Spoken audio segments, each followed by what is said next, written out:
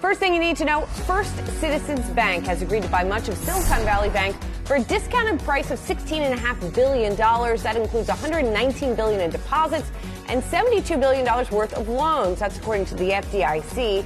SVB's 17 branches will reopen under the First Citizens banner today, and all SVB depositors will switch to First Citizens. The FDIC is going to retain responsibility for $90 billion of SVB's assets that were held in its private bank. And this all comes as Bloomberg reports U.S. regulators are weighing more measures to provide more support for banks like First Republic, including an expanded emergency lending program.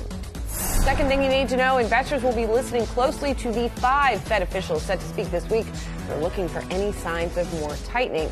On CBS's Face the Nation, Minneapolis Fed President Neil Kashkari warned that the U.S. is closer to a recession amid banking sector stress and a possible credit crunch.